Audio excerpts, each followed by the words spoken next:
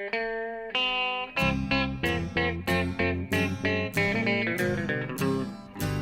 out there, we're on the air, it's hockey night tonight. Tension grows, the whistle blows, and the puck goes down the ice. The goalie jumps and the players bump and the fans all go insane. Someone roars, Bobby scores at the good old hockey game. Oh, the good old hockey game is the best game you can name. And the best game you can name is the good old hockey game. So it is December 24th as we record this, and the Detroit Red Wings 2025-2026 season has gone about as well as you could have hoped for at this point in time. As of right now, they sit in the Christmas freeze, first place in the Atlantic Division. It's a little hard to assess the standings if you want to go points or points percentage, how you want to do it, but as of right now, they are first in both metrics in the Atlantic. They are third in the conference in points percentage, second in raw points. It's a little all over the place, a lot going on, but a 22-13-3 record. This is pretty much what you would have hoped for, and we are here to break it down. I'm Alex Drain, joined by Aidan Drain, and we will be discussing the Red Wings season. We did a couple of shows in the summer talking about the off-season. Haven't been, the time to talk about anything during the year, but now they're almost at the midway point of the season. January 1st will be December 31st, they will play their 41st game of the year, which will be the exact divider. But the Christmas pause, where you get 3 days where no teams are playing, and thus you don't have to worry about your podcast being outdated if you take a day to edit it. This was a good time to do it. So we are here to break this down. And what is your first impression of how the season's gone so far? I think, as you said, right about just about as good as you could have hoped for. I think that it's a really good start for the Red Wings, especially in context of how they started last year. Right about year over year at this point, they got booed off the ice against over a 4-0 loss to St. Louis. Lalonde was fired shortly after that fact. And yeah, you said it's been a pretty crowded year in the East. It's hard to parse things out. Everyone is right about at like the 85 to 90 point range. Not really anything we've ever seen before, at least in the recent NHL. But it's been about as good as you could have hoped for. If you're a Red Wings fan, they're right back in the thick of it with what looks to be a more sustainable model than what they contended with briefly in 22-23. So about as good as you could have hoped for on the broad scale. 23-24, you mean? Yeah. 22-23. Yeah. First year. That was the year where they were kind of in the hunt, and then they got crushed by Ottawa, and they sold it to deadline. Yeah, they had whatever it was, 7 straight wins, and it's like, oh, we're back. And then they played Tampa on a Saturday night. They outshot them 40-20 and lost 1-0. Yeah. And then they got crushed by Ottawa, and then Hronek was traded and Bertuzzi was traded. It was the next year that they seemed like they were going to make it, but as you mentioned, didn't go well down the stretch, and that was kind of apparent in the underlying numbers. And so that's a good introduction to where the team's at the moment, because I was asked a question last night by someone who doesn't follow hockey too closely but is a Detroit sports fan, and they're sort of saying, well, they got a good record, but they have a -2 goal differential. That means we're probably fake. And I said, well, not necessarily, because the underlying metrics say that the Red Wings should be a lot better than they are in just pure goals. Let me pull up the money puck numbers, because they have the actual goals differential from expected to what it should be. So goal differential above expected, Red Wings are -14 at the moment, which means they should have a goal differential of +12. Instead, they have a -2. So, as a whole, I wouldn't say that they're fake or real. They just feel like they are what they should be at the moment. Is probably the best way to put it, because while you always want to look at goal differential above expected to pretend what's coming forward, sometimes there are things that are going on that are correct. Yeah. That, for example, Nashville now is multiple years they've been way below expected, and that when you watch their games, it doesn't feel like they're getting unlucky. Yeah, no, they might just be bad, unfortunately. They get a lot of lower quality shots that models overrate, and then they give up extremely high danger chances that models underrate. So sometimes that can be the case, but as a whole, I would say the Red Wings are probably a little unlucky in the goal column because of the goaltending, which we'll get to, but as a whole, been pretty solid. So I'll read the numbers as the introduction here. Their 5-on-5 numbers are around the middle of the league. 10th in shots for percentage, 18th in possession, although there's a big gap in between Corsi and Fenwick. Corsi is all shot attempts. Fenwick is unblocked, so they do block a lot of shots, or at least get their shots through. So that's, somewhat relevant. 11th in expected goals for percentage at 51%. Pretty solid. A little worse in scoring and high danger chances, so they do have a bit of a problem giving up high danger stuff relative to their possession. Their expected goals for is 8th. Expected goals against is 20th at 5-on-5. So they're playing higher event games as a whole. And then this is the big story at 5-on-5. Not a great shooting percentage or save percentage. Bottom quarter in the league in both, which leads to a 98.2 PDO. 28th in the league at 5-on-5. But in all situations, they're doing much better than that. 7th in shots for, 16th in possession or 11th in Fenwick. 5th in expected goals for percentage, which is pretty remarkable. 12th in scoring chances, 8th in high danger, 5th in expected goals for per 60, 10th in expected goals against per 60. PDO still not great, but better than at 5-on-5. So the power play has done its job. Not as good as last year's unit, but still pretty good, and the penalty kill much improved. So that's kind of powering it. But as a whole, when you compare those numbers to where they were during the 23-24 run, where they were near the bottom of the league in everything and had a just scorching shooting percentage and a pretty good save percentage, that sort of said, this is real rickety. and if they make the playoffs, they're going to be chopped liver for whoever they play. This year's team, a little more sustainable. Yeah, no, I think that the way that they're built this year is a lot better for the long-term outlook. You looked at that sort of 23-24 team going down the stretch in February, and it's we're getting outshot by Seattle 35-20, and yet we're, cop shot one puck and it's gone in the net. Whereas now, maybe are getting a little unlucky. You have some of those depth forwards, which I'm sure we'll get to later, that have some bad shooting percentage yields. Cop is one of them. Other people that have been sent down to Comfort is one of them, obviously MBN. But the way that they've sort of come down the stretch so far this season and played some of those higher event games and they've been able to stick in them, and just despite getting unlucky with, especially at the beginning of the season or in November, with the goaltending, and it's now come back around to where you're now in December, especially getting some more sustainable goaltending from one guy in particular, John Gibson, but also Talbot had a very nice game against Washington on Sunday, I believe. Yep. So, those things are starting to come around. And again, it sort of feels like they're one of the teams that is, all in all, probably is right around where they're actually at in terms of analytics versus real-time yield. There are some teams that are in the East that are overplaying their numbers, cough, cough, Boston. And there are teams that are underplaying them, like Ottawa, who is, probably a very, very good team but can't get a single save. But it sort of feels like the Red Wings now are coming around to a point where they're just a pretty, slightly above average possession team that are playing well and starting to get some good goaltending too. Yeah, so goaltending is the swing factor. We'll go in segments here. First segment, we'll be talking about the positive things that have driven the success. Then we'll talk about goaltending as the swing factor, and then the areas for improvement, and discussing the perhaps moves that could be made at the trade deadline, or what the approach should be as of right now to fix some of those areas. So in the positive category, I think everyone would probably agree the team MVP. I would say there's probably multiple team MVPs, but the obvious one is Moritz Seider, who's now getting lots of hype nationally in the sort of awards discussion. I think if you made everyone vote at the rough midway point on New Year's Day, send in your ballots, he would probably be a Norris finalist at this point. I would probably. Maybe it hasn't totally penetrated yet, but it's starting to penetrate the discourse.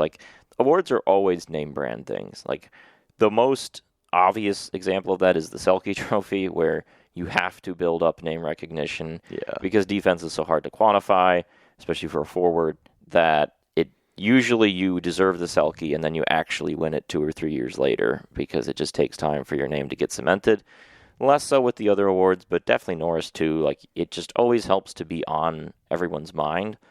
But last year we saw Zach Werenski make a big leap, and he did end up being a Norris finalist by the end of the year. And I think if Seider continues on this path, he'll have a good case for it, because at the moment you look at his numbers, and One thing that does help him in terms of name recognition is the fact he won the Calder Trophy. Like, I would say outside of Larkin, like, he's probably the most known name on the Red Wings among awards voters. Yeah. Probably But him or Raymond. yeah, but the one thing that probably hurt him coming into this year is the fact that he has the big Calder season, then just kind of flatlines. His point production doesn't improve. There's a lot of discussion in the analytics community about what was going on during the Lalonde period, where he was playing very bizarre workloads that were so extreme it hurt his numbers in the models because they didn't really know how to quantify how difficult minutes he was playing. So then, as of like a year and a half ago, you would have found people online kind of being like, oh, Moritz Seider is the next Tyler Myers, like guy that looked really promising when he was younger and then just never developed into the star we thought he was going to be. But this year has kind of reversed that. He's up to 25 minutes per night. Right now, 29 points in 38 games, and he has, I believe, 23 in his last 22 games. So really good point production, some at even strength, some in the power play. But the biggest story is just the gargantuan on-off splits for him at 5-on-5. And Quinn Hughes won a Norris Trophy basically off that same formula of, like, when he's out there, the Canucks are championship caliber, and when he's not, they're lottery caliber. And for Seider, when he's out there, the Red Wings are kind of the same story. The goals for numbers in particular are jarring. It was something, I don't have them in front of me, but it was something like 65% of the goals with him out there at 5-on-5 and 35% with him off the ice. And the comparison everyone's been making is to the 1920 Red Wings. Not 1920, they weren't allowed in 1920, but 2019-2020 Red Wings, where that team, as people remember, was going to finish in like the 40-point range when COVID finally mercifully ended that season. Yeah. And their goal share number was like about 35%. So basically, when Seider's on, they're a cup contender. When they're off, they are one of the worst teams of all time.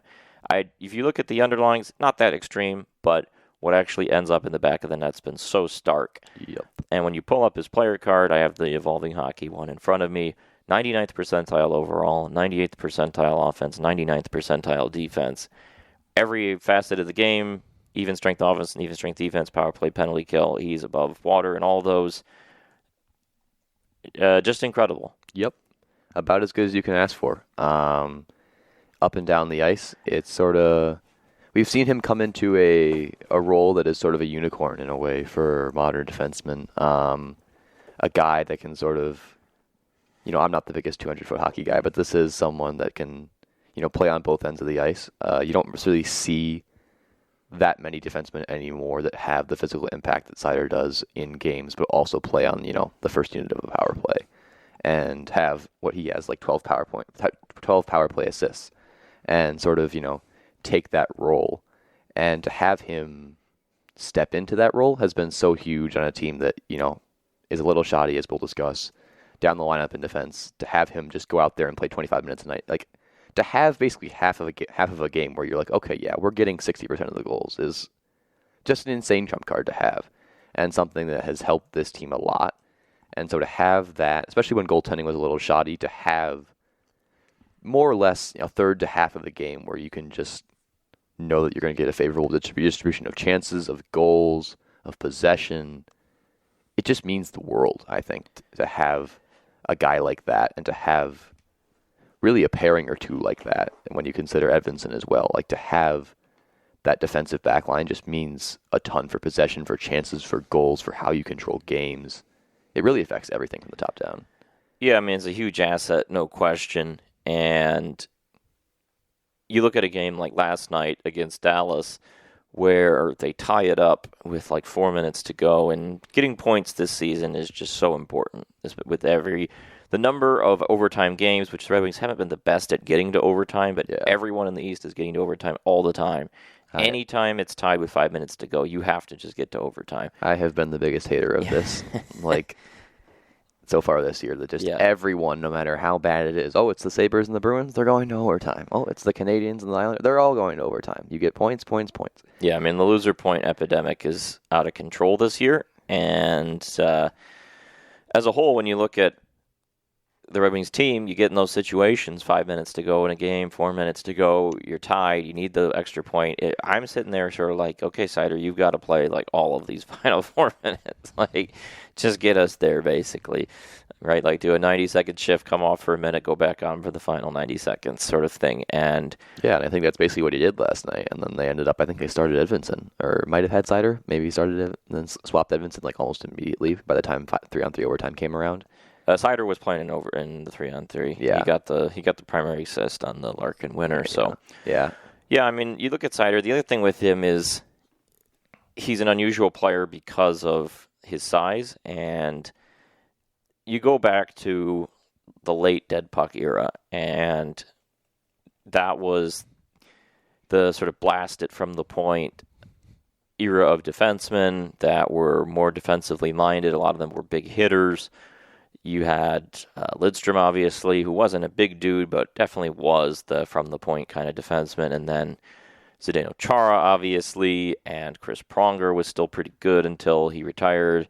And then the next generation came through. Drew Doughty, PK Subban to some degree. Shea Weber was the greatest example of that. Like, that was who teams leaned on. I mean, Duncan Keith was a little smaller, was a better skater, more mobile, but still, it's one of the stories that I think is underrated about, what happened with Quinn Hughes and the Red Wings is Hughes, when he was drafted, that next wave of defensemen hadn't come through the league yet. Yeah. And at that time, we were still giving Brent Burns and Erik Karlsson were like the two, and even Brent Burns is a huge guy. The like small puck-moving, offensive, puck rusher, skates and circles around the zone, wasn't really a thing then. Wasn't quite in yet. Makar hadn't reached the NHL yet. Fox was still in the NCAA. Hughes hadn't made it yet. Now that's what we look for, right? And now everyone's fired up about Landon. Need I remind you, in Hughes' D+1 year, Mark Giordano won the Norris Trophy with 74 points in 78 games. And now sort of the next wave of guys that we're all high on are Lane Hudson and Zeev Buyum, and that's what we're looking for now, is and Zane Parekh as a prospect, and all these kinds of guys. That's what now everyone's fired up about, is the 5'11" guy that zooms around and makes plays and dazzles. That wasn't really a big thing back then. Now it's shifted that way, and it's kind of left that archetype of guy in the dust, except for Moritz Seider. He's kind of like the one guy that still remains, and it's really fun to watch. He's not hitting as much as he used to, but the team has the puck more, so that's probably a good thing. Yeah, I think it's a good trade-off to have.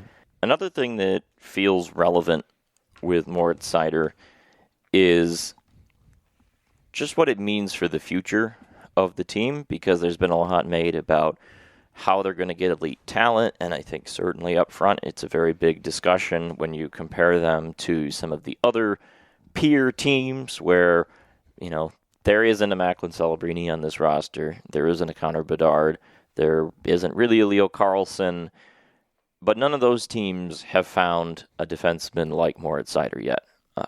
Maybe Lev Shinov will go into that. Jackson Lacomb's obviously a fine player for Anaheim. Maybe Sam Dickinson will go into that. Maybe the Sharks draft Verhoff or something like that this year. You never know.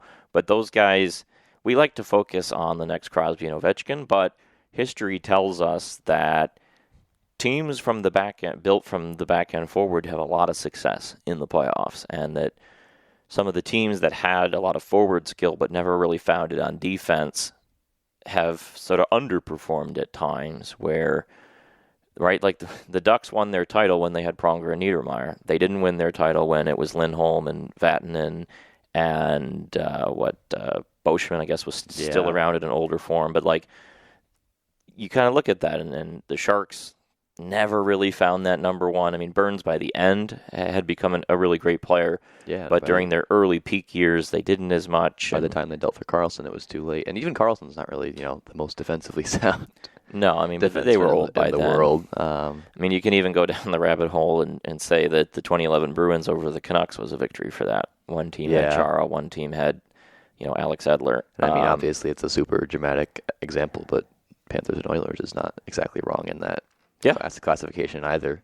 Yeah, so defensemen, I mean, this is one of my firmest things in looking through hockey history is how often this is, where the Islanders dynasty had Denny Potvin and the Oilers had Paul Coffey, and if you want to look at the Red Wings with Lidstrom and the Avs, their first cup maybe not as much, but obviously the second cup they have Foote and Blake. The Devils need no real introduction.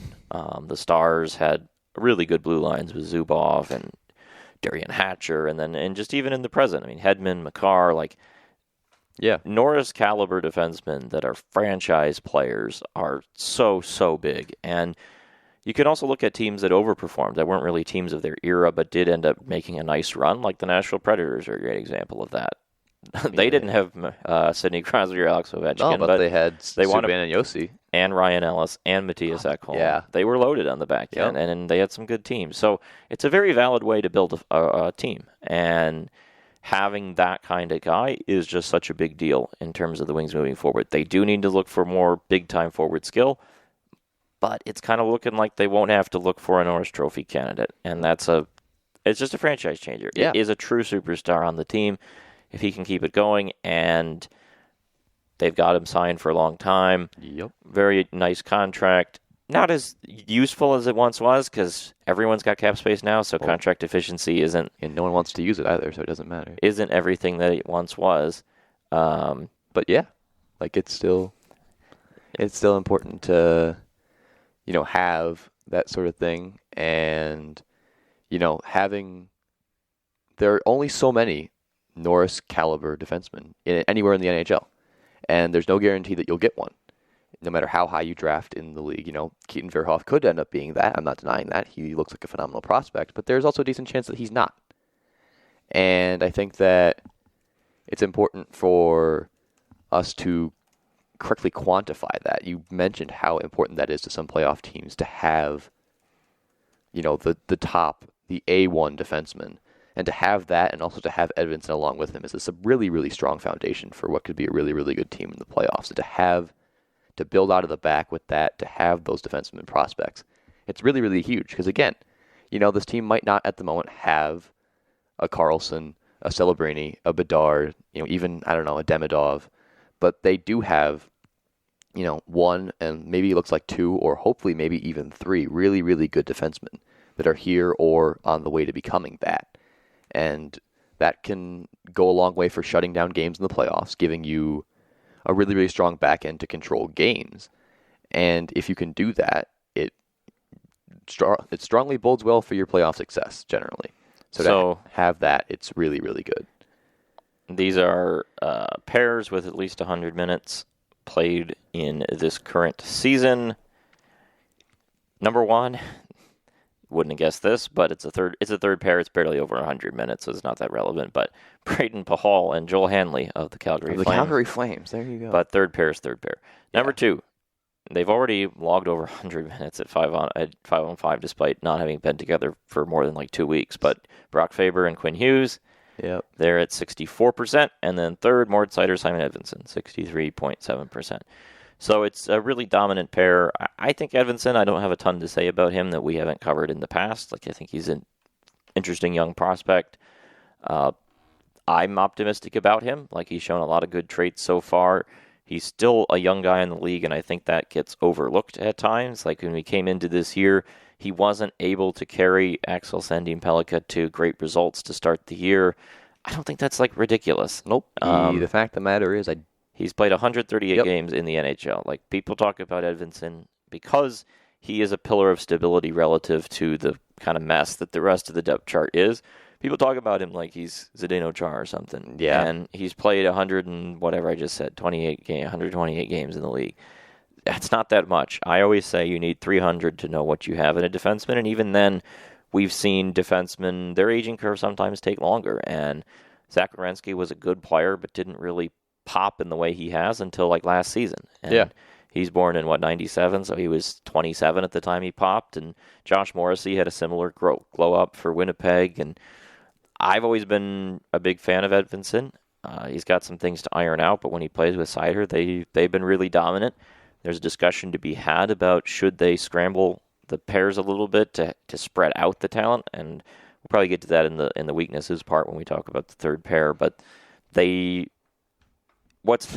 you have the ability to move them around, but also you can have the ability to just put them together and just dominate. Yep. For 20 minutes a night or 18 minutes at 5-on-5, whatever it is in a given game. Yeah, so, I mean, only one other team has a pair better right now in the NHL when they want to, and that's Quinn Hughes and Brock Faber, which they just give a massive amount of draft capital to have, and so having that ability to just throw two guys out there and be like, okay, you can go win minutes unlike anyone else in the NHL.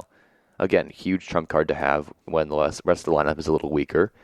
And you can really just win out from that point, and that's really, really helpful to have. Yeah, I mean, those numbers are very much in line with what you want a top pair on a dominant team to be. Like, you look at the pairs that are just below them, you have Adam Fox and Vlad Gavrikov. You have Artem Zub and Jake Sanderson. You have Asa Lindell and Miro Heiskanen. Like, those are top pairs of contending teams. It looks like a top pair of a contending team. They just need more help around it. But those two guys have been great. And then up front at forward, it's kind of been more of the same in terms of the guys we expected to be good are good. Alex DeBrincat continues to play extremely well, 20 goals and 40 points. Got off to a slow start. I think first 8-9 games he had maybe one goal or zero goals. Score, I think, for like 7 or Yeah, and it was just a classic. This is why we have analytics. This is why we know math, where they Mike Kelly, the like Sport Logic guy who goes on broadcast and stuff, was tweeting like a graphic of highest expected goals for like individual expected goals through the first like 9 or 10 games, and he was near the top of the league and had 0 actual goals. So you knew the regression was coming, and it came real quick. And as a result, he's now shooting 14% and on pace for over 40. Dylan Larkin, 20 goals himself. Through 38 games, playing arguably the best of his career. He had kind of slumped there for a little bit, and then scored 2 last night. Very important goals. And then you have Lucas Raymond, who's at 41 points, on pace to pass his total from last year. His goals are down a little bit, but his assists are up, on pace for over 60 assists. The interesting thing with Raymond to me is I just still feel like he's not at 100%. Like that shoulder issue he had earlier in the year, like he's been good. He's been getting points. I still feel like he could be better. Yeah. Like it just doesn't look as dynamic as it can at its best. Yeah, it's still missing a little. It definitely feels like that at least a little bit, where there were moments last year where he would just have passages of play where you'd just be like, wow, that is dynamite. And it feels like we haven't seen as many of those this year, and maybe he still is a little bit off 100%, which is definitely something to monitor as, guys shoulder content schedules, and also Raymond will be headed to the Olympics in all likelihood.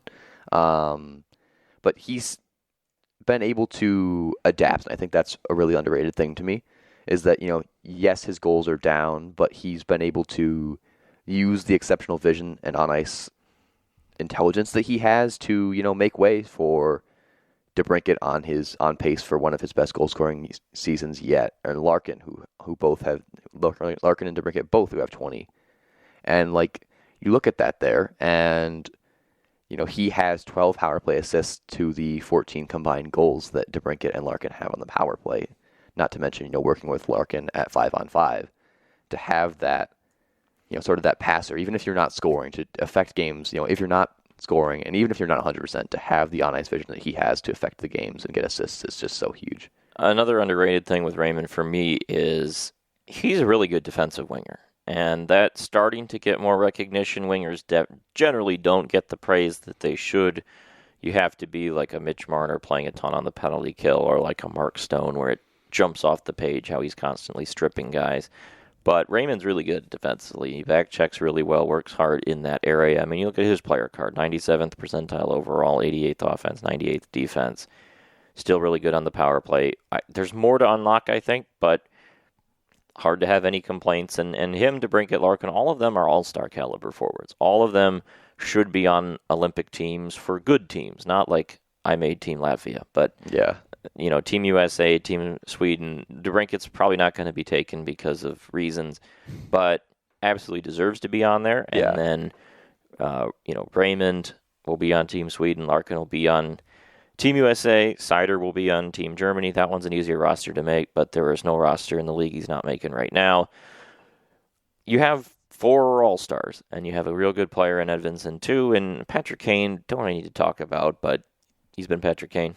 Whatever. Not that great at 5-on-5, really No, good on the but- power play. That's what it Yep. is.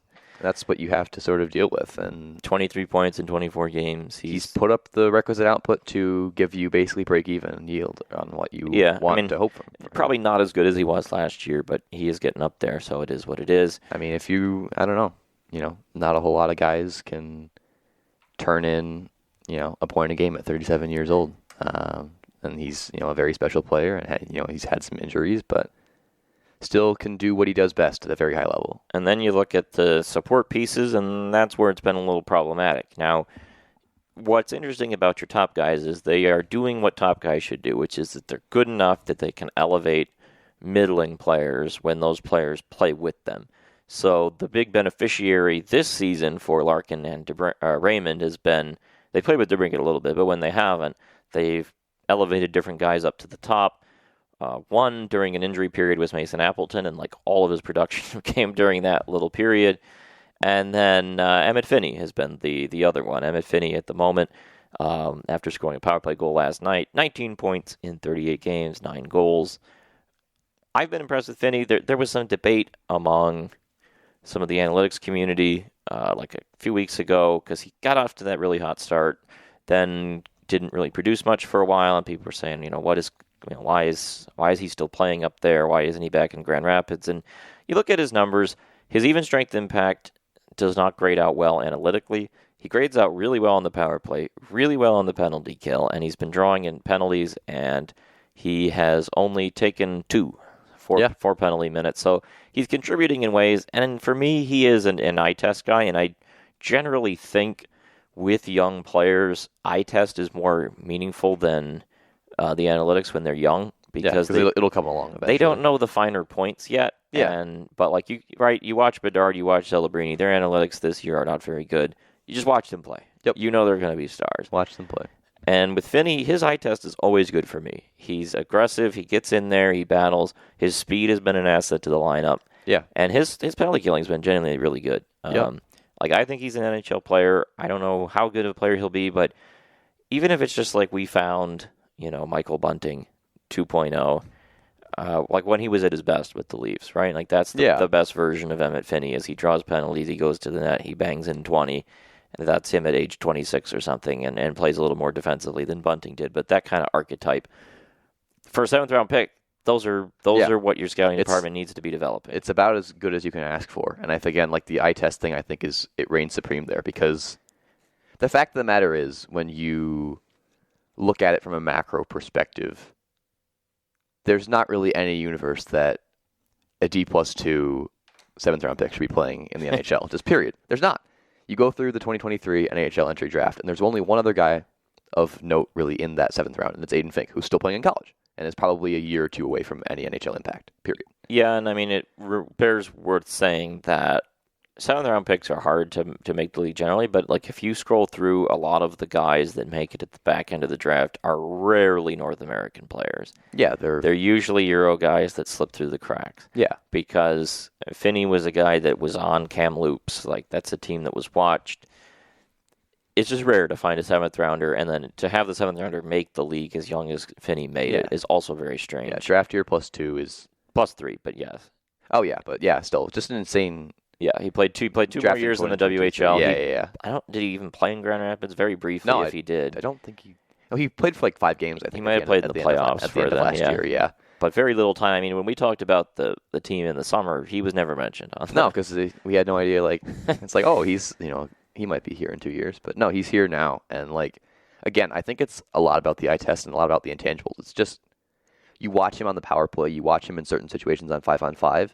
There are certain spots where it feels like he's in over his head a tiny bit, but that's natural for, a guy who was drafted in 2023 and is playing as a 7th-round pick in the NHL. But there are moments where you see that, right? The goal last night, the goals that he's had.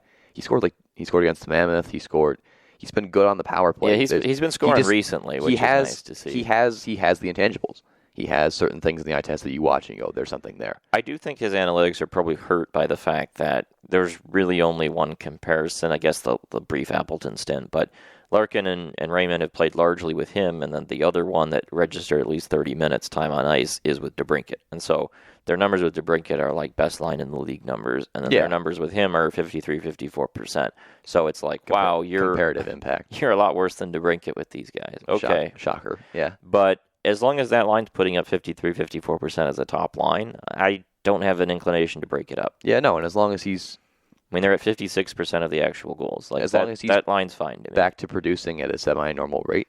Like, you sort of saw him follow the track record for the team as a whole in the year, right? Started out really, really hot, produced really, really well, sort of fell into the abyss in November, and now is slowly turning back around in December and, starting to score, starting to produce.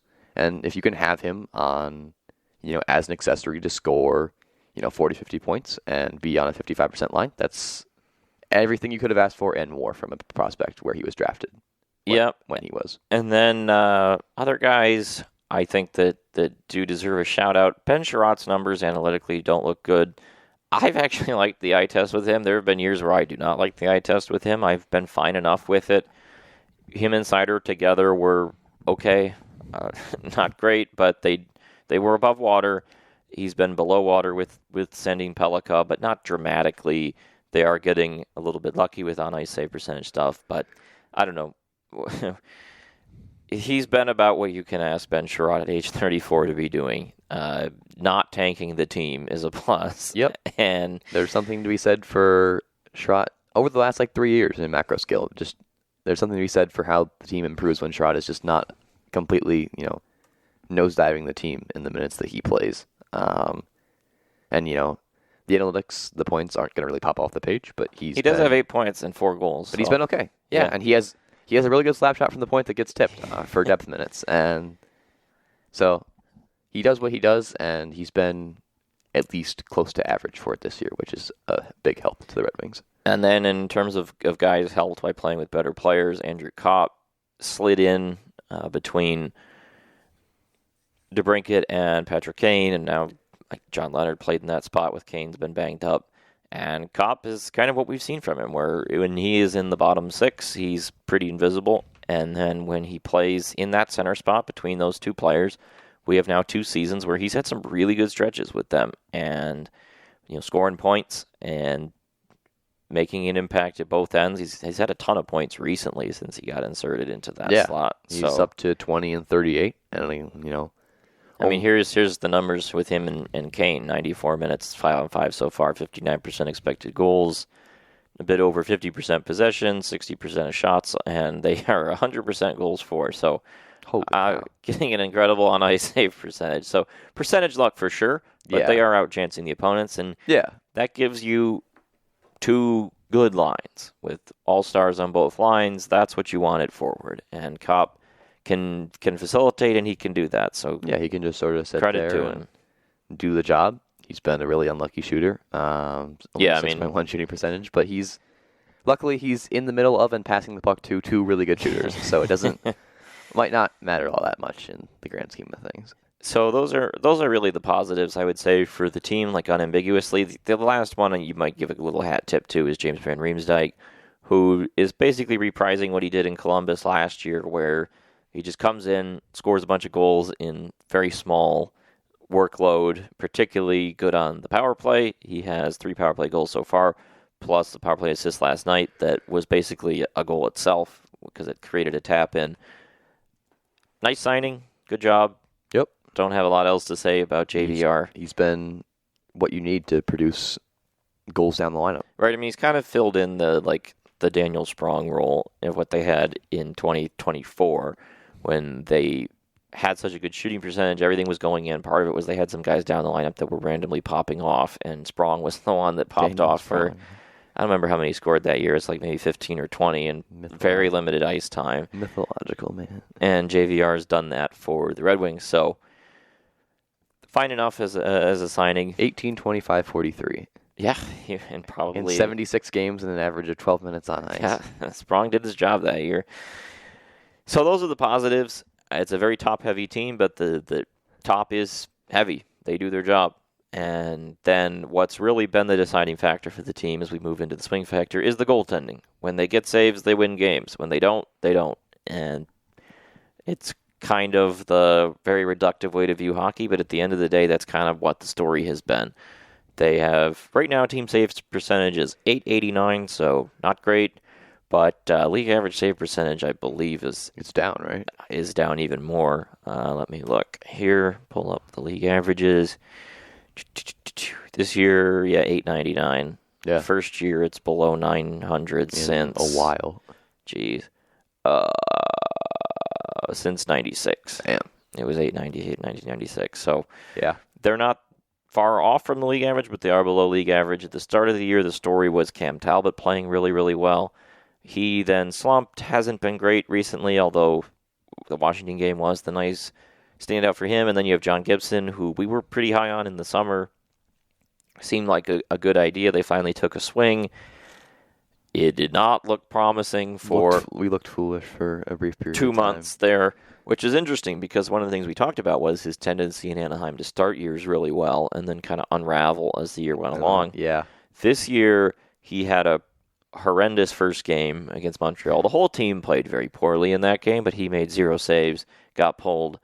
Then he played a really good game against Tampa in the second game. And then just after that, the only game from whatever October 10th to the start of December that he played that was good was that Vegas game where they lose 1-0 and get caved in, but he makes a ton of saves. That's it. Otherwise, a lot of games where his save percentage was between 750 and 850 in an individual game, which is just not good enough. And then start of December, it all turns. And I believe in the month of December, I think he's at 927 now. And he hasn't lost in December, I don't believe. He's on a 7 or 8 game win streak. He is, I believe, the first Red Wings goaltender in 15 years or so to win 8 games in a row. He's 8-0. He has something like a 920 in December, 2 shutouts. He's been phenomenal in that role, and it's been weird because it's been sort of a Jekyll and Hyde. You had Talbot at during the initial 8-2 start or whatever it was that wasn't popping off the page, but was playing well enough and just couldn't lose. He was like 7-2-1 to start the year, and then until the Washington game on Sunday, hadn't had a win in like 6 or 7 appearances, which is pretty wild when you consider just how unlucky that is. And then, contrast that with Gibson, who rolled in December and went 8-0. So it was like when we're starting Gibson, we're winning, and when we're starting Talbot, we're not. And so hopefully now you can. You'd like them to just both be decent. Yeah, you would like them. Yeah, you would like both to have possibilities of winning games. You don't have to have one that's winning all the games and the other that's not, ideally. But this team doesn't need 920 to be successful, but they just can't have what was happening with Gibson in November, where just everything is going in from the point, from the perimeter, from on dangerous chances, on not dangerous chances. They just, for a period of time there, and that's why, in part, their goal differential is a lot worse than the numbers say it should be, because they just had a lot of games where they got out of hand. They gave up a lot of goals. They got whacked. And, I mean, honestly, you can look at their team goal differential and basically just reduce it to those 2 games against the Islanders, where they lose by like a combined 12 goals. As well as that first game against Montreal, like those 3 games alone just nuked. They went their 1 entire goal they went differential. 1-2 against the Islanders. I think their overall aggregate was like 15-4, or something. And there's just no way to kind of and games got away from them, right? Like the Chicago game at home, they outshot Chicago 2-1, 40-20, and lost 5-1. And then the Nashville game where they're up 2-1 going to the third, and then lose like 5-2, and they just had stuff like that happen that really hurt their goal differential. So when the goalies play well, they do well, and they don't need him to be that great. They just need him to not tank the season, and that'll be something to watch in the second half of the year, where they're going to play some harder teams. They've got some big games in the second half. They have a stretch in early February, right before the Olympics, where they do Colorado back-to-back, which is great. Inhumane. And then in March, the really big stretch is right after the trade deadline, where they have Tampa and Carolina and Florida, 5 in a row between, and I think Dallas, the other game's thrown in there. So that's going to kind of be the meat grinder. And those are the games where you're going to need goaltending to be good in those games. Yep, you're going to need to get through those and survive those. Now, obviously, one other story is besides Cam Talbot and John Gibson, is Sebastian Cossa. He has not played for the team, but he has a very good statistical numbers in Grand Rapids. as does every goalie on that team. It is important to preface that at this point in the season, Grand Rapids is the best AHL team ever, like literally of all time right now. They are, I believe, 28-1-0-1 right now at the time. 27 maybe. Let's look at that. They have played 30 games and only lost 1 in regulation. They are, I believe, at this point, on pace to be the greatest AHL team of all time. From this point in the season, they have the best start in AHL history. They are 25-1-0-1. What? With a plus 61 goal differential in 27 games. Pretty ridiculous. So, they're winning by 2.5 per game. And that's kind of the predicament with Kosa in part is, what is he really gaining down there when he's playing behind that kind of a team? And he's been in the AHL for years now. Yeah. And you'd like to see him at some point. If the pro goalies are doing their thing, then he doesn't really have an argument, and I'm not a big fan of carrying 3 goalies. It's just awkward. You don't know how to use them, and one of them just has to kind of sit there and practice because there's only 2 nets, and it's just awkward. Yeah, it's awkward, and also you can maybe sort of make the argument of like, what are we gaining, or how much of it is him and how much of it is just the uncharted dominance of what we do know is team, because he will be on the team next year. Yeah, because Talbot's contract is expiring. And he's 39. They have a hangover with Gibson for 1 more year, so next year will be Gibson Kosa. It's just, if an injury arises, then we'll see Kosa, and maybe he steals a spot or something happens then. Until that time, or until one of these goalies really tanks, which you don't want to see happen, he will probably just stay in Grand Rapids. It's just important to note that the 4 goalie save percentages are 943, 936, 936, and 929 in Grand Rapids. Is he at 943? No, Gyllander is. Oh, he just got called up, right? He's played 11 games. Oh, okay. Or 7 games, yeah.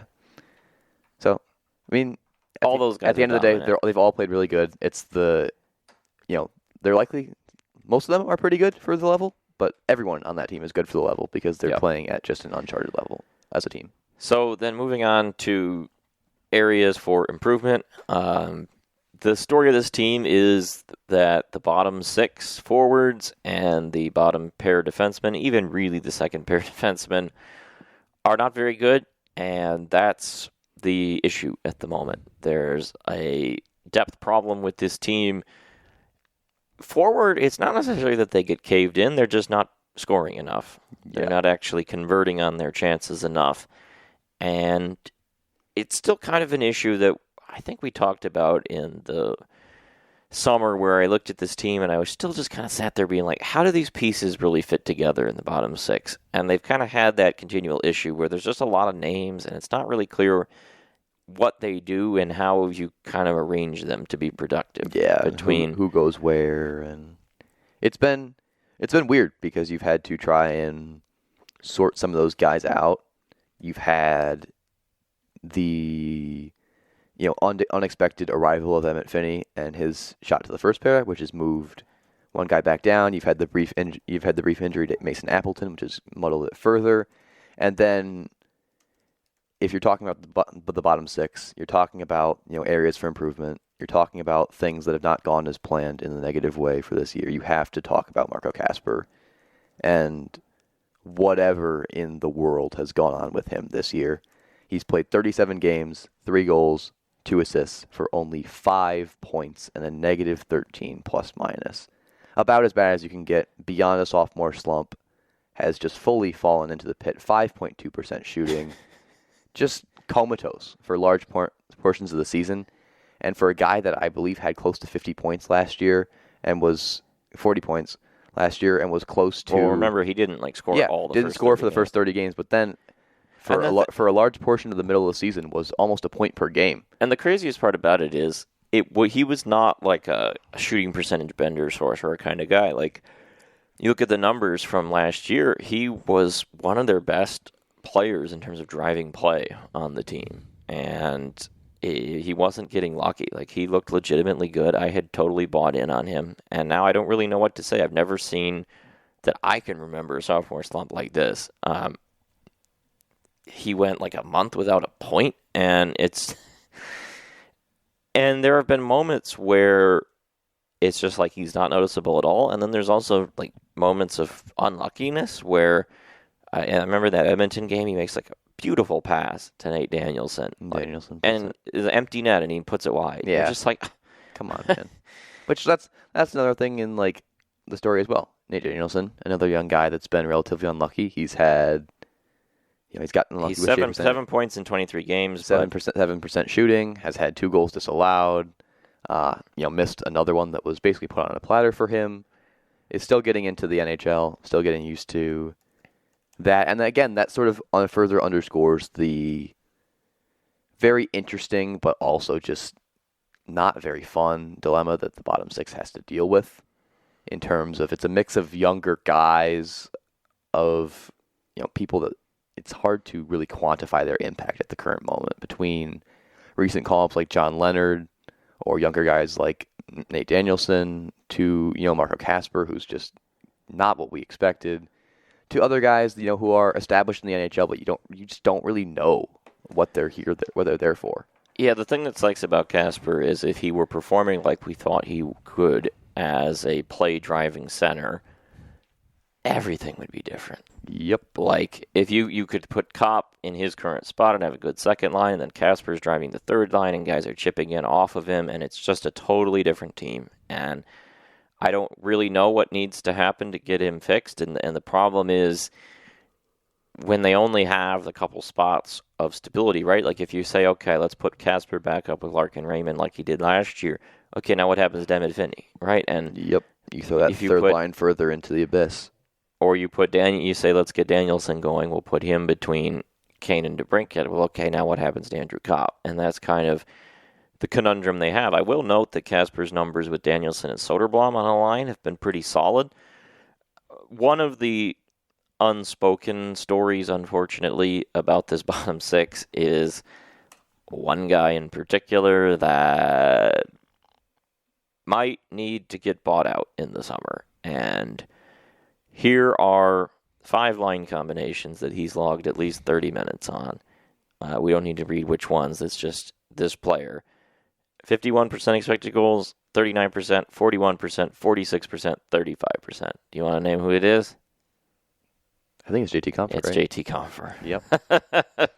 Ugly. Every line he's on except for the one. And by the way, the one that was at 51%, they're at 44 or 40% possession besides the expected goals. So ugly. Every line he is on, it gets crushed. Ugly. And we kind of looped him in with Andrew Kopp in terms of the signing because they were both these like two-way centers. They're both Michigan guys, blah, blah, blah.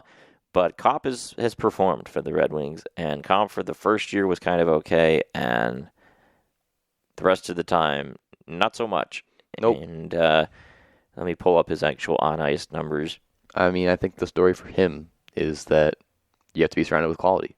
Like, he was one of the best third-line centers in the business on Colorado when they won the Stanley Cup in 2022, but he had quality around him. The fact of the matter is he doesn't have quality around him right now, and he's just not good enough to support that on his own, and he's trended down from that point, which has just made things very, very ugly in terms of how he projects on the ice, what sort of chance distribution they're getting. And some of it is that he then overlaps with the third pair, but also the third pair overlaps with him, and with him on the ice, they are -9 at 5-on-5. Yep. And I actually think he's done fine as a penalty killer, but the 5-on-5 stuff is just a real problem. Yep. It's inescapable, and there's no, again, it's not all his fault. He's sort of but he's not doing anything to help it. There's no complimentary hockey being played there. He's not helping the third pair. The third pair is not helping him. He's not helping the guys around him. The guys around him aren't really helping him.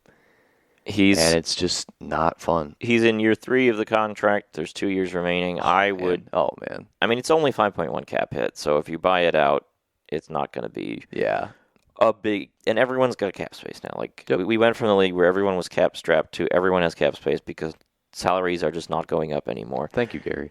I mean, if you bought him out, you incur a $1.6 million buyout cost for the next 4 years. I would be fine swallowing that. You have $30 million. And going in a new direction. So I don't think Compher is going to turn around in the second half. Just personally, I think what you need is Kasper or Danielson to turn that around. I'd like to see MBN come back up, Michael Brandsegg-Nygaard, at some point. He didn't do that poorly to me when he played. Like, it did. His first few games are better than his last few, but he threw hits. He got shots. He just didn't score on them. He's played very well in Grand Rapids. He has a pro-style game. I wouldn't mind seeing him come back up at some point. But to me, definitely one of the things that if you're going to make trade deadline moves, which if they stay on their current pace, they have to. They have to, yep. Someone to drive play in the bottom six would be very useful to me. And Vancouver supposedly doesn't want to trade players besides their UFAs, and he just got extended on a longer-term deal. But Connor Garland's a guy that I really, really like. I've always liked. He's always been a good play driver down in the lineup. Yeah. Just that kind of player that can just come in and, point your team in the right direction is just something I would be looking for. Don't know who else would really be available, but that's something to keep an eye on. Yeah. Because it's also relevant for the bottom pair. And really the bottom three defensemen. Axel Sandin-Pellikka hasn't really been ready for the NHL, if we're being honest here. But he's hung in there, and it's been up and down. The offense came through a little bit more recently, which was nice to see. He's still getting outchanced, outscored, pretty much everything negative there. He's also playing a lot with Ben Sherratt, and it just... You don't want your second pair to be a rookie in Ben Sherratt. No. And that's kind of where they're at. And then the third pair is even worse. Fact of the matter, first of all, with ASP is that, looking at it from a macro scale, he probably was not ready to immediately go from the SHL into the NHL, with brief interlude in Grand Rapids. He's starting to turn a corner.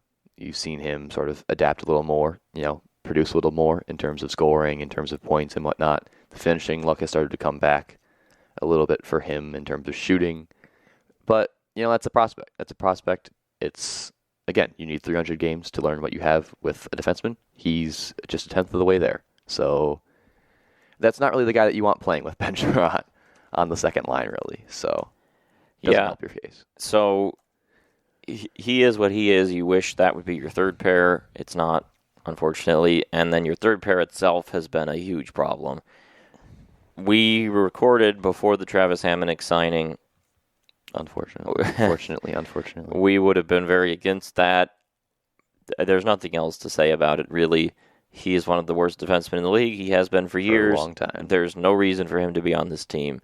There's no reason for him to be on any I would rather have Justin Hall on this team. I'd rather have Eric Gustafsson on this team. I'm not a fan of Travis Hamonic, and the Red Wings are minus 12 in goals with him on the ice at 5-on-5 in only 19 games. Nothing more needs to be said about that. Earlier in the year, Jacob Bernard-Docker with Albert Johansson was a nice pair, or at least it was doing its job. It hasn't been recently. Bernard-Docker is now underwater in just pure goals at -1, 9-4, 10 against, getting crushed territorially. Johansson, as a result of playing with both Bernard-Docker and Hamonic, is getting crushed. Yeah. He also bears responsibility for that. I was never as big on Johansson as some people were. Maybe he's a guy, maybe he's not. But it shouldn't be that hard to have a good third pair. There's a lot of those guys around the league. There weren't that many available in free agency, though, and that was something we kind of talked about. But there's always those kinds of guys available at the trade deadline, and that's like the most obvious way that you help this team at the deadline is getting some guys that have a pulse to play on your third pair. Because that game last night against Dallas, JBD had like 3 different 3-minute shifts where he just could not get out of his own zone. This went around from a couple analytics people on Red Wings Twitter today, but from Prashanth himself, Jacob Bernard-Docker played just under 10 minutes in third period on just 6 shifts. He was caught out there for shifts of 2 minutes and 9 seconds, 1 minute and 40 seconds, and, wait for it, 3 minutes and 10 seconds. It was pretty blatantly on display last night. Obviously, the Stars are, the second best team in the NHL right now, by a country mile, in both directions, between the Avalanche and the Wild. But you need a third pair that's better than that. You can't afford to have, if you are serious about contending in the playoffs, serious about making the playoffs in an East that's, yes, it's piled up. Yes, there aren't a lot of teams that are great, but everyone is at least decent. You need a third pair that can break even, and that they're not even close to that at the current moment. Yeah, it's just not good enough. The thing that is very, very frustrating about it is this long-standing issue that the Red Wings have had where whenever they get a good player and whenever their pro scouts actually do something good and find someone, they never keep them. Nope. That Pius Suter was like a good player in Detroit and they let him go for nothing. And Shane Gostisbehere, like I wasn't the biggest Shane Gostisbehere fan, but if you had told me the alternative Shane Gostisbehere was what has unfolded since, I would have just paid to keep him. Yep. And they let him walk over very little. And then Ole Mata, who they had a log jam. And again, I'm not like an Ole Mata fan, but when they traded these guys or let them go, besides Suter, I wasn't like, no, but they haven't been able to find anyone to replace them. They haven't replaced them, and they haven't really tried to either. Well, and here's another one. They've just settled for... In the dredges of the rebuild, they had Troy Stetcher, and the Maple Leafs this year claimed Troy Stetcher off waivers. The Leafs have a bad situation. He's been one of their only bright spots. Yeah. And if the Leafs decided to do a soft sell at the deadline, I would take Troy Stetcher to play on that third pair. In a heartbeat. Oh my God! Yeah, instantly. Bring him in. I mean, it's frustrating because they're not really showing a willingness to try and improve it at all. Like they just seem to be happy with just getting destroyed on the third pair. They haven't tried because there are, it's not like there are great options, but there are guys that you can rotate. You can swap Hamonic with Hall or Gustafsson, who are still there and are playing in the AHL. Again, not great, but options to try and shake things up. You have William Wallander, who is seemingly just hit a wall in Grand Rapids. For whatever reason, they don't like using him. Shai Buyam's been hurt. They don't have a lot of options in Grand Rapids. Like the one guy in the system that I do like long-term is Anton Johansson, a big, not Albert Johansson, Anton Johansson, but don't get confused. 6'4" right shot. He came over to Grand Rapids and, by all accounts, looked awesome. And then he went back to Sweden, and it's kind of frustrating because he's already like 21. But that might be a guy. But besides him, there isn't a lot of help in the near future, which is fine because you have Seider and Edvinsson. It shouldn't be that hard to figure it out. But they need to figure it out. And they need to figure it out if they want to kind of keep this going. So that's the biggest area for improvement. The bottom six as well. I think as a whole, as we look at ahead, this is the year where they're going to have to do something at the trade deadline if they're still in the hunt, because every pickup is going to matter. Everything's going to count on the margins. It's so tight that if they want to finally break the playoff drought, you're going to need... The team will have to be upgraded. Yep. You're going to need some extra pieces. And I'm, generally speaking, against trading a first-round pick unless it's a piece that's going to be a real player for you moving forward. I don't have anyone off the top of my head that would really fit that. Yeah. Like Rasmus Anderson, I'm not interested in. It's not clear right now who even is going to be available at the deadline. Because everyone's contending. It's all speculative, but if you did find a guy that it's like, oh, this is a legitimate top four defenseman, right? Like, yeah. Like what when the Kings got Gavrikov from Columbus, like that kind of player. Yeah. Right? Something in that mold. Okay, Jake McCabe when the Leafs got him. If this is a real defenseman we're going to have as a core piece of our team for the next 5 years, then if you feel like there's a good chance this first-round pick will be in the teens or the high teens or 20th or something like that, then yeah, I can make that trade. Yeah. I mean, the Habs did it with Dobson, right? Like, I think they didn't get 2 picks for him, maybe, or was it just 1? I don't remember. But I think it was something in that vein. I know Hyman was in that trade, but yeah, I mean Hyman was in the trade, and he's scored. Yeah, he's a solid player. Yeah, so he's been good. If it's that kind of thing, then 2 yes. first round because they got the back-to-backs. They drafted Eklund and Etchison. Right. If you're getting a real player in that mold, I mean, even like if Buffalo is moving around, Owen Power is a name I would look at. Like if you're giving up a first-round pick for that kind of player, that's because he's got term and blah, blah, blah. Otherwise, second, third rounders, they've taken so many draft picks during the course of the rebuild. You don't want Reynolds, not on this kind of team. No.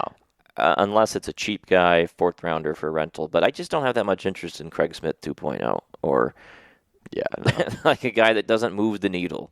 We already have enough Michael Rasmussens. We don't need more Michael Rasmussens. We need guys with an actual pulse. Yeah. You need right. I don't want Nola. I don't want Nola Chari. I don't. You need some generic guy that just hits and doesn't do anything. We already have plenty of those. You need people who have roles and who do things. You need, obviously you already have this, so you're not really looking for another one. But you need a guy with a role like JVR. Someone who has a carved out role that plays that role really well and who can do that and can give you something concrete at a high level that you don't have currently, because it's a lot of just guys that are there that you don't really know what they're doing in the grand scheme. So, also in the topic of conversation, as we get towards wrapping this up, the Red Wings were embroiled in Quinn Hughes discussions. They did not get him. The Minnesota Wild did. Seemingly out of nowhere. They paid a very, very high price. People have tried to approximate what it would have taken, probably something like Edvinsson, Danielson, maybe another like a Max Plant or something in that mold, or Buchelnikov. Yeah. And then a first-round pick. Too much. Yeah, people were on different sides of this. They are going to have to make bold moves at some point. Yeah, you can't prospect toward forever, but this one just seems like it's a little too... You want to do the next Noah Dobson trade, right, where you're just giving up futures for a big-time piece. You don't really want to trade off your roster, and if they had a Zeev Buium, I think I would have given him up. But Zeev Buium is not what they had. They had Edvinsson, and he's already kind of like on the team, and... He's right where the Wild, one half of one of the NHL's most dominant pairs right now. The Wild could subtract Zeev Buium and still have Faber and Brodin and Spurgeon. The Red Wings don't have that luxury. And at the end of the day, Hughes is much better than Edvinsson, but you would still have the same problem of we have 2 real defensemen and we need a lot more help. And Hughes' camp was not willing to do any assurances on an extension, and that to me terrifying. Was the correct move then for the Red Wings. Off just to stay away, and it kind of sucks.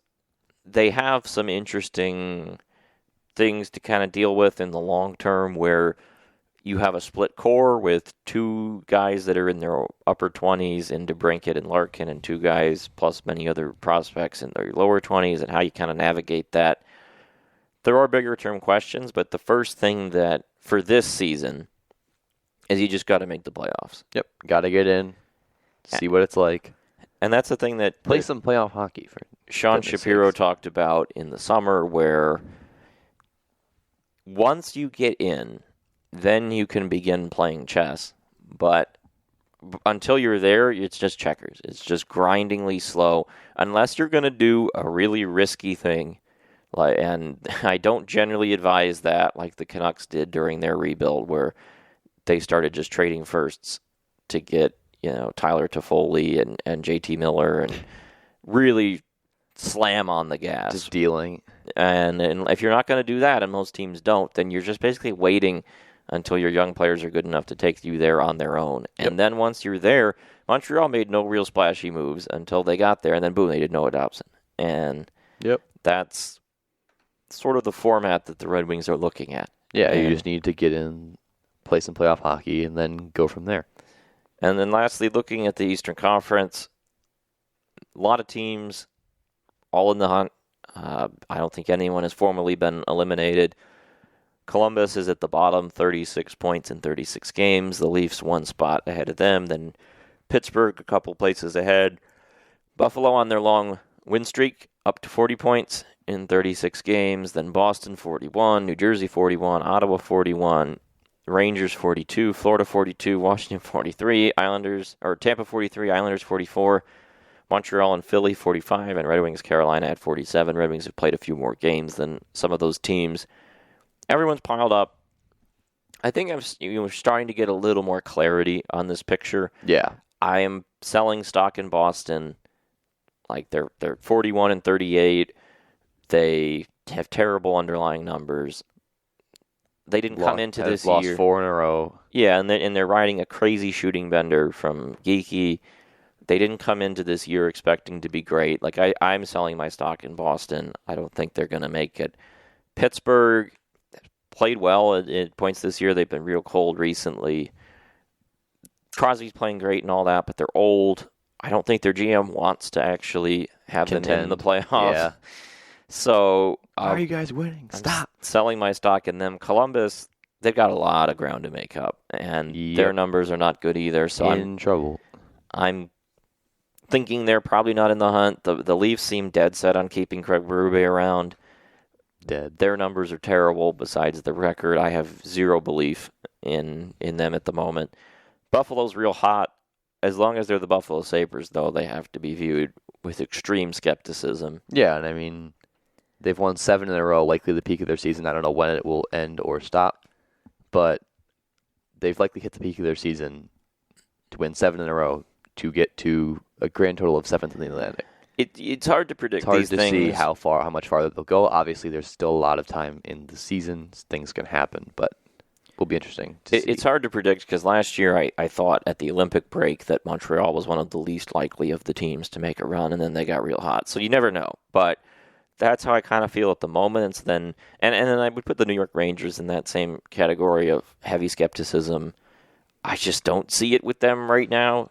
Like 42-39, 4-4-2 over their last 10. It's a very, very old, very, very unconvincing team that is now without one of their top point scorers on the forward side. They would have to.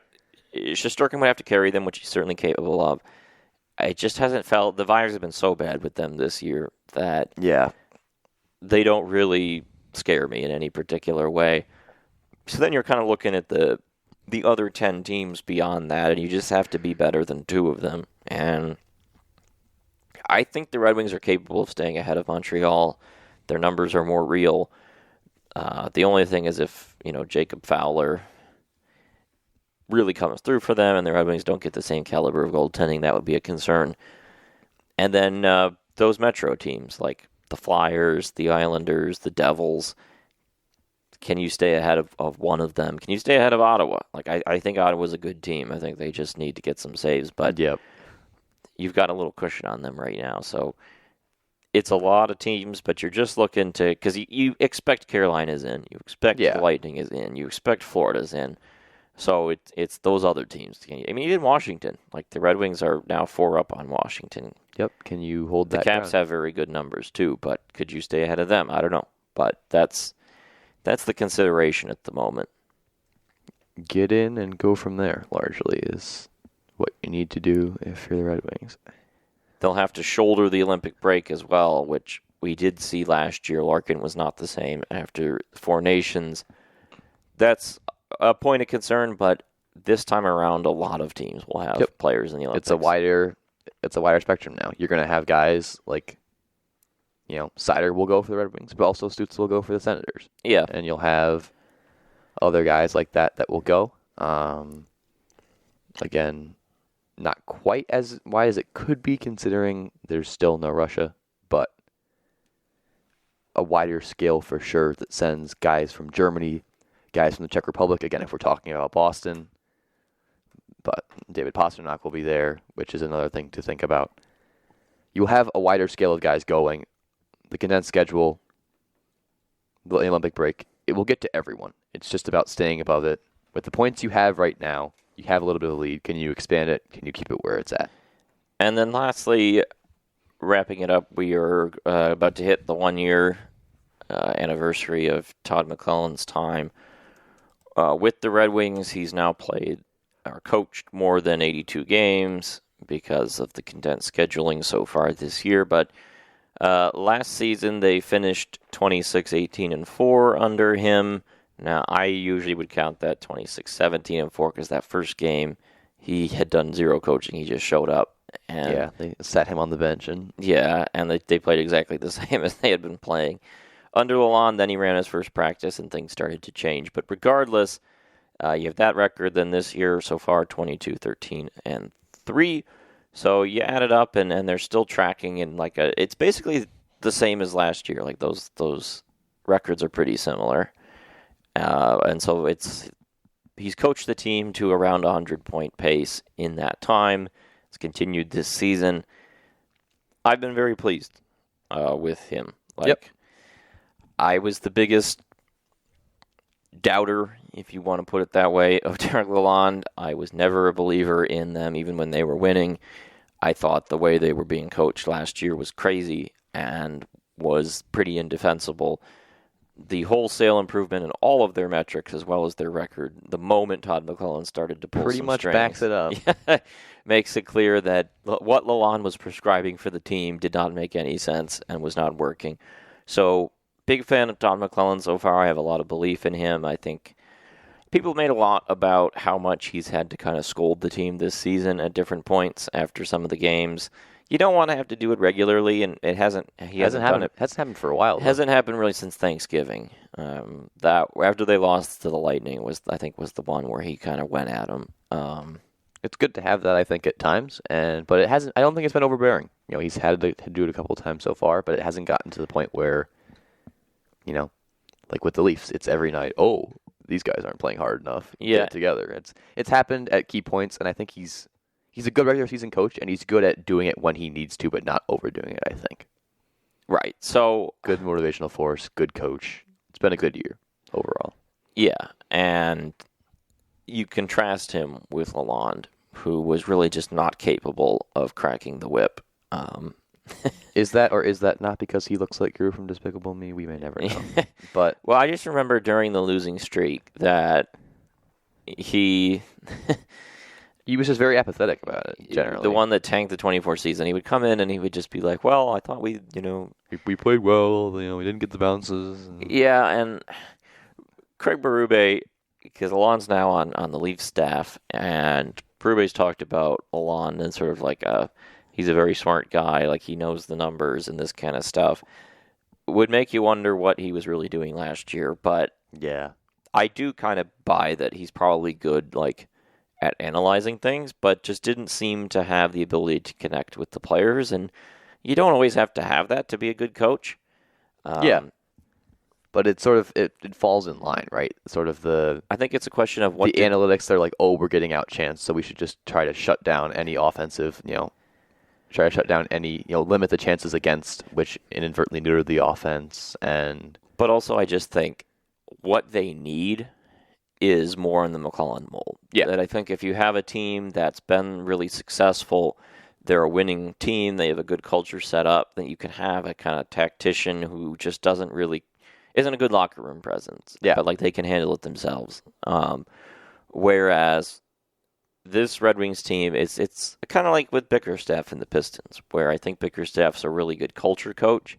I question some of his decisions in the rotations and stuff, but he has been a great sort of leader for that group and what they needed. And when you have been a losing team and you haven't been in the playoffs in a long time, you need that, and you have bad habits, you need someone who to come in and break it for you. Yeah, and I think McClellan has been the right answer for that, just in the sense of being a veteran coach who can come in and be like, look, I have taken teams to the Western Conference Final. I was, won a Stanley Cup as an assistant, which Lalonde did too, but McClellan has more credibility as a coach who went to the playoffs with the Kings and went deep in the playoffs with the Sharks a couple times, and he went to the playoffs with Edmonton as well. Like, he's been around and is the old gruff kind of style that he can sort of say, I've coached serious teams with good players.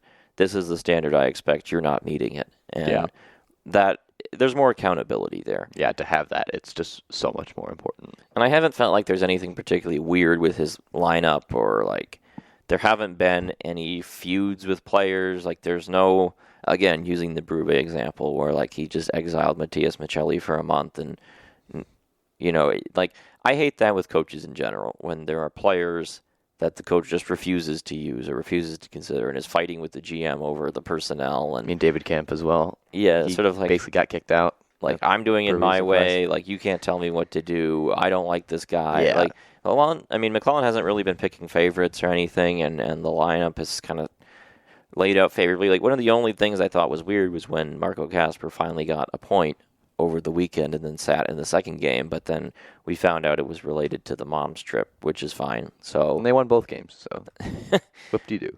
otherwise, it's not like they have good enough depth to really be wrangling about the lineups, but it's all been very sensible, all been very logical, and he's just been a huge upgrade for the organization. Wholesale upgrade that was much needed.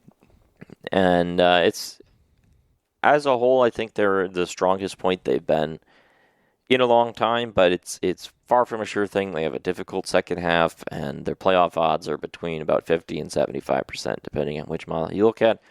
Sounds about right. Like they're on pace. It's about as good as you could have expected thus far, but still a lot of work to do in the second half. Yep. So that's where we'll leave it. Thank you for listening. If you made it this far, and we'll update again at some point in the future. Second period, where players dash with skates aflash. The home team trails behind, but they grab the puck and go bursting up, and they're down across the line. They storm the crease like bumblebees. They travel like a burning flame. We see them slide the puck inside. It's a 1-1 hockey game. Oh, the good old hockey game is the best game you can name. And the best game you can name is the good old hockey game.